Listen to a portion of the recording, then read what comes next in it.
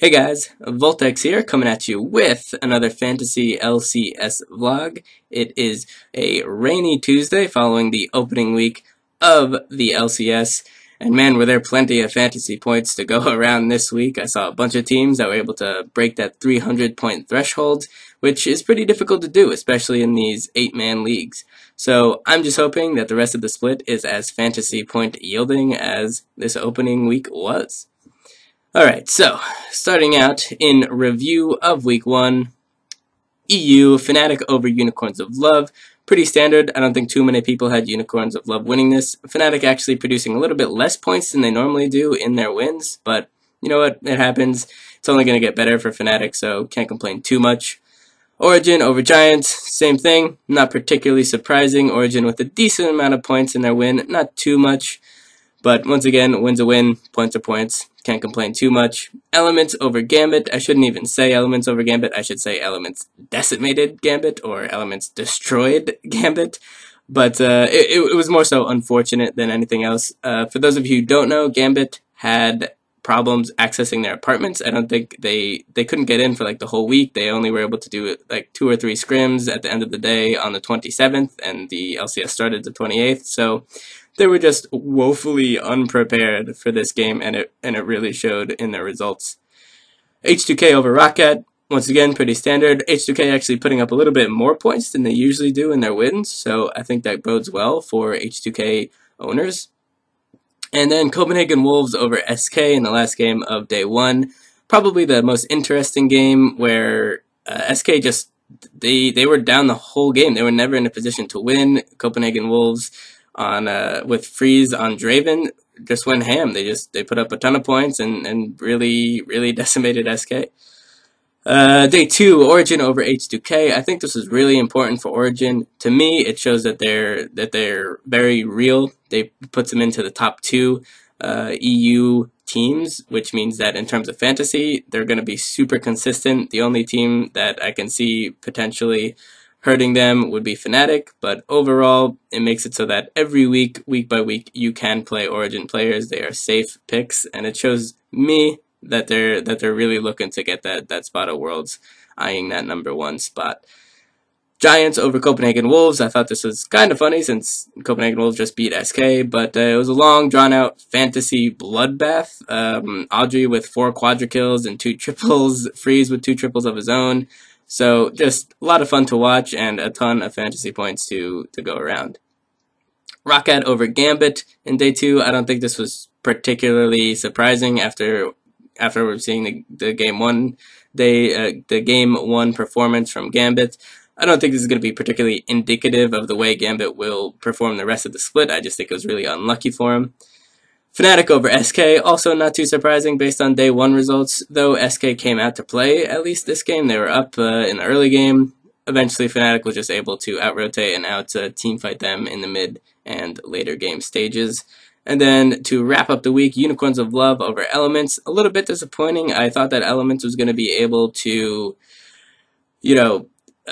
just put up a better performance. They got pretty systematically destroyed by Unicorns of Love, and it just showed that their day 1 prowess was probably simply at the hands of a team that was super unprepared. So a little bit more work for Elements to do as the split goes on. Switching over to North America, Cloud9 over TSM, week 1, day 1, game 1 was great. I don't really like TSM too much. I was happy that they got the 0-1 start off. Cloud9 Rumble available for balls, which I said might be the case. He was able to get it. That being said, I don't think he'll ever get it again. Gentle reminder that he is 17-0 on Rumble in the NALCS, so rest in peace, Balls' Rumble for the rest of the split. Team Liquid over TDK, pretty standard. No reason to think TDK was going to win this game. Same with CLG over Dignitas and Impulse over Team 8. All 3 of those games, very standard. And then big fantasy points productions for the winning side, but I think that was very expected. And then Enemy over Gravity, which I guess was a little bit of an upset since Gravity is the veteran team, technically split veteran, and Enemy is new. Enemy showed up this week. I really like the way they performed. To me, they come off as a team that isn't going to be bottom feeders. They're probably going to be top 7, I would say. And they'll definitely in future weeks will be matchups where it'll be worth it to play enemy players.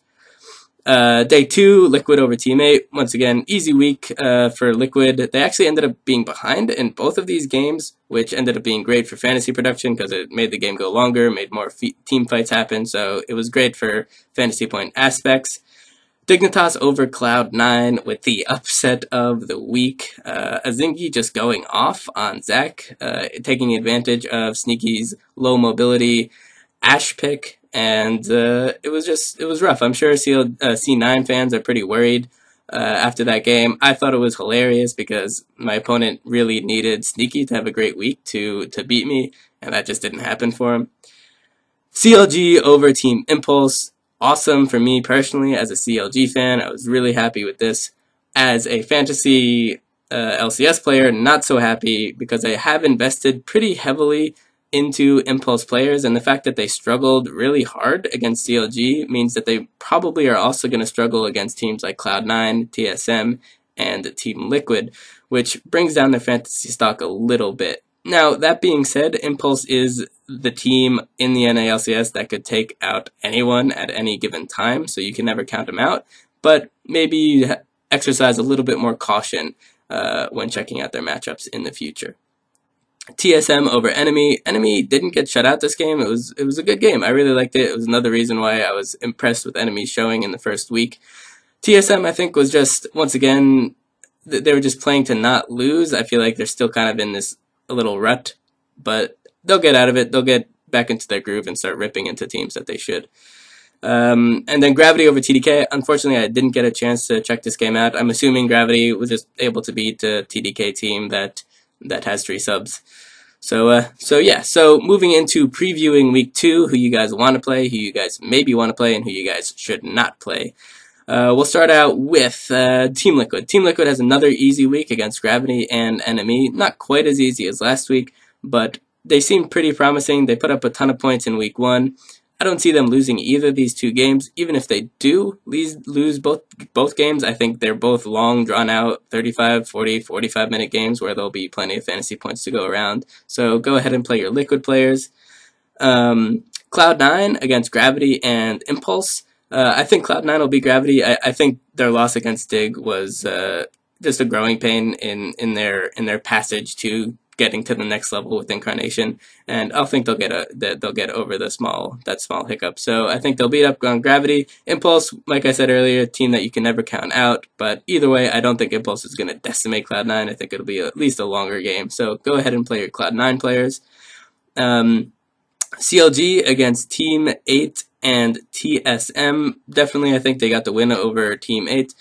CLG versus TSM. Usually, I give the advantage to TSM, but CLG looked really good. I have to admit, in one of the mic checks last week, where the viewer was able to listen in onto one of the team fights that CLG was having, and to me, it sounded great. They were coordinated. They were calm. They were confident. It just seemed like the shot calling was working during a team fight, and it was just so unlike CLG.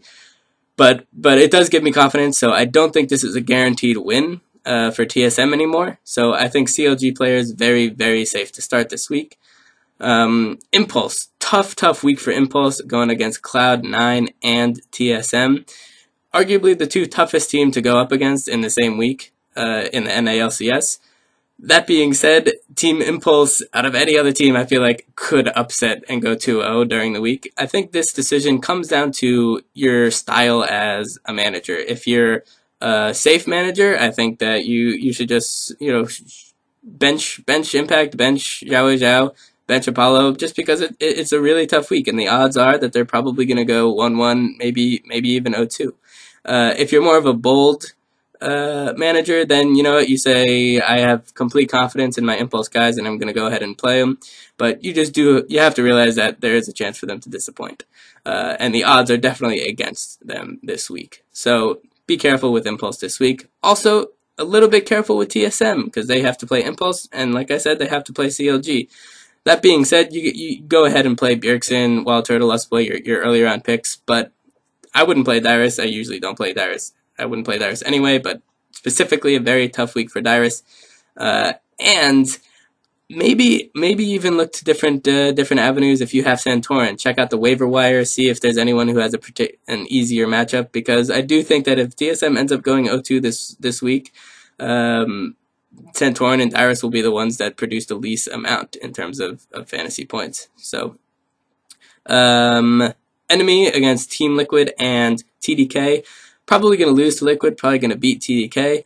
If you need a flex spot to be filled, maybe you can throw in Inox or Otter in that spot, but I still need a little bit more, maybe another week, maybe 2 weeks to just spectate enemy and see how they develop. I'm not too confident in them yet. I definitely don't think they're going to be bad, but I don't think they're going to be able. I really need to see how they do against teams, a top tier team like Liquid, to see how they're actually going to perform. So stay away from enemy overall, I would say. Definitely stay away from TDK. No reason to think they're going to do anything. I don't even know if their visa issues will be resolved. Gravity as well, very tough week against Cloud9 and Team Liquid. Very likely for them to go too, so stay away from them. And then Teammate and Dignitas are Dignitas has an easy week against TDK and against Team 8, probably the easiest week that they're ever going to have, actually. So I feel like if you need an outside of the box flex pick, you can definitely pick up Shifter or Bjergsen. I feel like they'll be available in most leagues, even in 8-man leagues. So those are viable choices. For Team 8 against CLG and Dignitas, they still could beat Dignitas for sure. I don't think they're going to beat CLG. They do have a new lineup. They have Nien coming in to replace Maple Street and History Teacher coming in to coach. And I do think that this is a team that will improve. I don't know how immediate the improvement will be, but I think week 4, week 5 for Team 8 is a team that you can look out for. But for now, I would still hold off. Alright, switching back over to EU preview week 2, Elements versus Giants and Elements versus H2K. Probably going to beat Giants, probably going to lose to H2K, but I think Elements is a team where they score enough points in wins where you can feel safe playing them. For example, this last week I was playing Froggen, who had 36 points, I think, 34 points against Gambit in day 1, only put up 10 or 11 points in day 2, and put up 44 for the week, while my opponent played Expeke, who went 2-0, and Expeke put up 45. So I think that Elements, the carries, at least Tabs and Froggen, are worth playing in weeks where they at least have one good matchup. So go ahead and play your Element carries. Fnatic, obviously, go ahead and play them every week. This week is also an easy week. They have Rocket and Gambit, so totally go ahead with that. H2K also playing Gambit and then playing Elements, like I said. So I think H2K, go ahead and play your H2K guys. Even if H2K loses to Elements, I think it would be a long, drawn-out game that there'll be plenty of fantasy points to go around. Origin, go ahead and play Origin players. They're going up against SK and Copenhagen Wolves. I think they'll pretty handily beat SK, and then Copenhagen Wolves is they just have such long average game times. It'll just be kind of back and forth by nature of Copenhagen Wolves, and so there's going to be a lot of fantasy points to be had overall. So go ahead and play Origin players. Unicorns of Love against Copenhagen Wolves as well, and Rocket. I think this is a good week for Unicorns of Love. Rocket is I think Rocket's pretty free still, so you'll have that. And Copenhagen Wolves tend to be long, drawn out games, like I said earlier. So Unicorns of Love, go ahead and play those guys. And then Copenhagen Wolves is a team I'd be a little bit hesitant for this week. They are going against Origin and Unicorns of Love. Origin has the chance to decimate Copenhagen Wolves. I do think the Unicorns of Love versus Copenhagen Wolves will be a much longer, more drawn-out game. So you can go ahead and stick Freeze or Soren into your flex. A little bit riskier of a pick than they were last week. Definitely harder matchups, but they just have so much potential. It's hard to bench them. Teams to stay away from in EU, Giants. Even though they did do well against Copenhagen Wolves, I still need to see some consistent output for them. 1 week is not enough to prove to me that they're worth picking up. Rocket, just stay away from them. Gambit has a really tough week. H2K and Fnatic, really, really difficult week, and I don't know how their scrims or their situation with their apartment has progressed since then. So stay away from Gambit. And lastly, SK against Origin and Giants. They probably can beat Giants. Probably going to lose to Origin, so maybe if you're a little desperate for a flex position, throw in Candy Panda and hope that they put up a bunch of points against Giants. But overall, I would still be a little wary of SK. All right, so shifting over to, I'll talk about some individual week-by-week matchup strategies in between weeks. So I tweeted out the end result of one of my leagues that I probably am going to be paying attention to the most. It is a league with a bunch of my college friends in it. I have some bets riding on it, and I just think it's a good roster, so I feel like I'll have a lot of fun managing it. And I'll use this team as my main avenue to talk to you guys about specific matchup decisions that I make, trade options, waiver wire pickups, all that good stuff. So my team in this league, I have Quas and Impact as interchangeable for top lane, Amazing and Diamond for jungle, Froggen as my starting mid laner, Reckless and Yellowstar as my bot lane, Freeze or Fox as my flex, and H2K as my team. So usually the first thing that I do, I check out who I want to play in my flex. So for this week, I had the choice between Fox and Freeze. So SK and Copenhagen Wolves were playing each other the week, so it was kind of a push. You didn't really know how that was going to work out. So, excuse me, I looked at the other matchup. So SK was against Fnatic on day 2, and Copenhagen Wolves was against Giants. So Copenhagen Wolves obviously had a much bigger chance at beating up on Giants than SK did beating up on Fnatic. So Freeze the obvious choice here, and it definitely worked out. He produced way more than Fox. Bonus points because Copenhagen Wolves decimated SK as well. So that worked out. But just a basic example of checking out your matchups and make sure you're playing the highest possible win percentages. Same kind of strategy that I use for determining Amazing and Diamond. I figured Diamond is going up against Elements and Rocket. I figured pretty easy win over Rocket, and then even if they lose to Elements, I thought that it was going to be a longer, more drawn-out game, as opposed to Origin, who had to go up against H2K, which at the time is very, very possible for them to lose to H2K. So I put in Diamond. Super unfortunate. I didn't see Forgiven's tweet about them not being able to practice until rosters had already locked. So that just was more of an unfortunate circumstance than anything else. And then top lane, Quas and Impact were my choices. And this turned out to be a really cool dynamic that unfolded over the course of the week. So on paper, I figured that Quas had the better matchup. He was against Teammate and TDK, while Impact was against also Teammate, but CLG. And obviously CLG has a better chance at beating Impulse than TDK did of beating Team Liquid. So Quas I thought was going to produce more, but before I went ahead and made the decision, I checked out my opponent's roster. And I know this sounds obvious, and a lot of people do it, but some people just kind of have the strategy of, hey, I'm going to play who I think will produce the most amount of points for me, and that's going to be my avenue of victory. The only problem with this strategy is that it doesn't matter how many points for you get. It just matters about getting the W. You need the W at the end of the week. If you end up putting up 320 points, that's awesome. Doesn't matter if your opponent puts up 321. So there are definite situations where it's worth it to check out your opponent's roster and make specific counterplays based on your opponent's roster to give yourself advantages in the specific matchup. So, for example, this week, I was, like I said, debating between Impact and Quas, and I ended up initially putting in Impact, even though I thought Quas was going to put up more points, because my opponent was playing Rush. And it just turned out that I wanted to have a kind of insurance policy is what I kind of view it as, right? So obviously Rush and Impact are on the same team. Their fates are going to be pretty closely tied, their fantasy fates at least. Whether they do really well or whether they do poorly, they're going to be relatively even in point production. Maybe Rush gets 10-15 points more, maybe Impact gets 10-15 points more, but overall, they're not going to be gigantically outscoring each other because they're on the same team. So it's kind of just a usage of a safe strategy in case something like if I decided to play Quas and Quas maybe Liquid had a bad week, didn't put up that many points. In the meantime, my opponent is playing Rush. He put up a ton of points, which means that Impact also probably put up a ton of points, but on my bench. So it was just more of a safety pick, an insurance policy, if you will, and that was the decision that I made.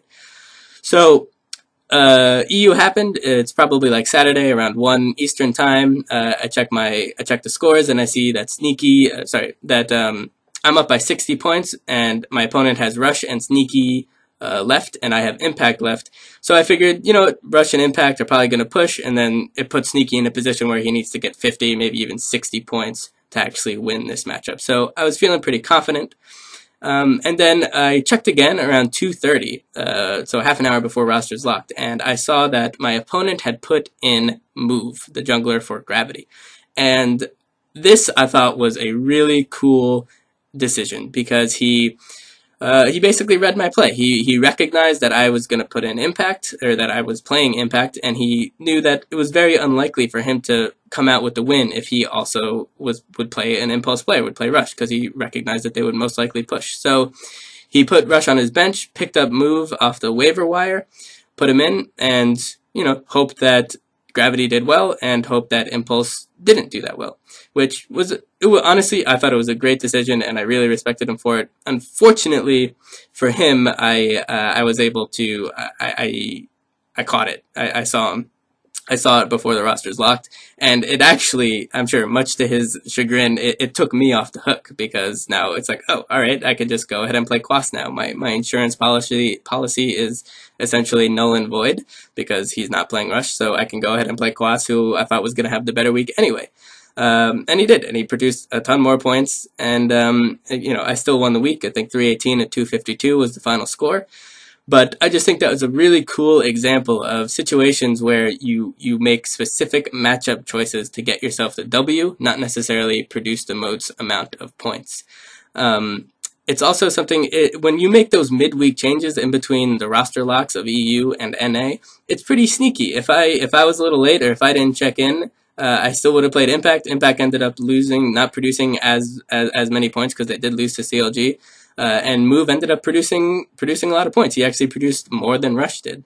So definitely cool decisions all around. Another thing that people talked about in the comments of last week's video was denying strategies, or denial strategies. And I ended up doing one this week where my opponent was playing Gosu Pepper. Obviously didn't have a great week. Gambit in general didn't have a great week. And next week I knew that you probably aren't going to want to start Gambit players because they have a particularly difficult week. So I knew that, and I decided to go check out the waiver wire and see what supports were available on the waiver wire, because I wanted to see who he was going to pick up. And I saw that Mithy was available on the waiver wire, who is just way too high of a priority to be on the waiver wire right now. So I picked him up. And I'll be honest, I'm probably never going to use Mithy. I have Yellow Star. There's almost no reason for me to use Mithy. I just picked him up in just as a complete denial strategy, because now he has a significantly less pool. Even though it's only one less actual player, the fantasy point production pool is significantly less from the supports that he can choose from now. So there's an example of a very, I think, a good denial strategy. And it's always worth it to check out the waiver wire. Even if you had a great week the last week and you don't plan on making any immediate changes, it's always worth it to check out the waiver wire. See who's around. You never know who might make a silly drop decision as a desperation move, and you can pick up a really good player. So always be checking out the waiver wire. Check out your opponent's roster before the week starts, in case there's any form of preemptive counter picks that you can do. And unfortunately for me this week, I would like to talk about my upcoming strategy for this week, but I have an opponent who has 3 Cloud9 players, 2 TSM players, and 2 CLG players, which A, is annoying because they're all NA, which means that I have to wait till probably the last game on Sunday to decide to see who wins. But also annoying because I don't have any players from those 3 teams, which means there's no real room for me to make any counter plays or institute any insurance policies. So I'm just going to have to go with the typical whoever I think will score the most amount of total fantasy points for me. So yeah, that does it for week 1/week 2 preview and review and preview. Next week I'll probably come out with the vlog on Monday because I'm going to be busy on Tuesday. So yeah, I hope you guys won this week, and I wish you guys the best of luck this week, and I'll catch you guys next time.